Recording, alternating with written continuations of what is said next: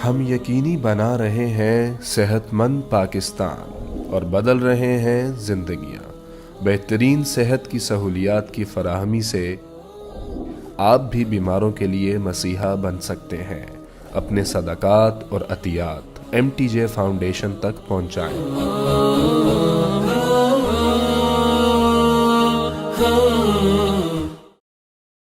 بہن بھائیوں کے ساتھ کیسے چلنا ہے، یہ تعلیم تھوڑے بتائے، یہ تو میرا نبی بتایا۔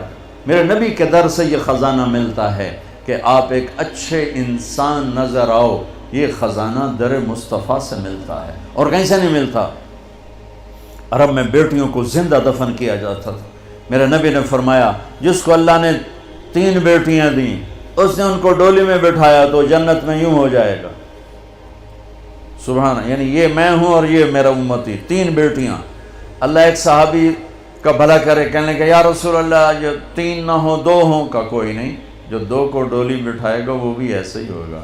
ایک کا اللہ بھلا کرے، کہنے لگا یا رسول اللہ ایک ہی ہو، اگاں کام میں کوئی نہ ہوئے۔ پھر آپ نے کہا جو ایک کو ڈولی میں بٹھائے گا وہ بھی جنت میں یوں ہو جائے گا۔ 10 بیٹوں کی شادی کرو، 10 بیٹوں کی شادی کرو، 10 بیٹوں کی شادی کرو، اجر ہے، جنت کا وعدہ کوئی نہیں۔ ایک بیٹی کو ڈولی میں بٹھا دو تو میرا نبی کہتا ہے جنت نہیں، یوں ہو جائے گا، یوں ہو جائے گا۔ یہ زندگی کون سکھائے گا؟ میرا نبی سکھائے، میرے نبی سکھائیں۔ ہمارے تو پورے ملک میں بیٹیوں کے لیے وراثت میں کوئی حصہ نہیں، سب کچھ بھائی کھا جاتے ہیں، اور ہمارے ذمہ داروں میں بڑا ظلم ہے، نوکرانیوں سے جیلی انگوٹھے لگوا کے زمین پہ قبضہ، اور وہ بہنیں بھی اتنی صبر والی ہیں، وہ چپ کر کے سہ جاتی ہیں، ایک لفظ نہیں بولتی۔ کبھی کبھی کہیں کوئی آواز سننے کو ملتی ہے کہ کوئی کیس کوس کروا لیے، ورنہ وہ بیچاری صبر سے کڑوا گھونٹ پی کے چلی جاتی ہیں۔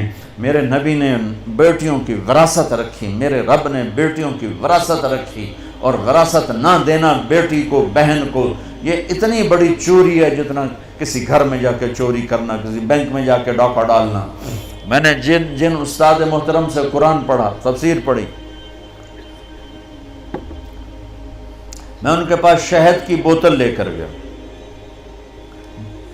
وہ 10 روپے کی شہد کی بوتل آتی تھی، لیکن میرے تو 10 پیسے بھی نہیں لگے تھے، اپنا جو میرے آموں کا باغ تھا اسے اتروا کے لے گئے۔ کہا استاد جی آپ کے لیے شہد لایا ہوں۔ کہاں سے لائے ہو؟ میں نے کہا جی میرے اپنے باغ کا ہے۔ میرے والدین زندہ تھے اس وقت۔ میں نے کہا جی میرے اپنے باغ کا ہے۔ اب میرے استاد کا سوال سننا۔ فرمانے لگے تیرے باپ نے اپنی بہنوں کو زمین میں سے حصہ دیا تھا،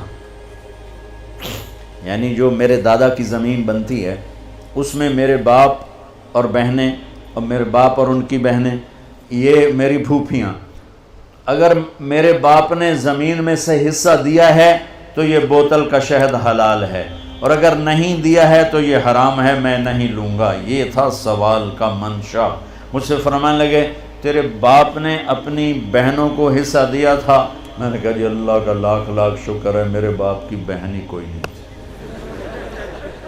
شکر اس لیے میں نے کہا کہ ہوتی تو کوئی نہ دیتے، رواج نہیں تھا۔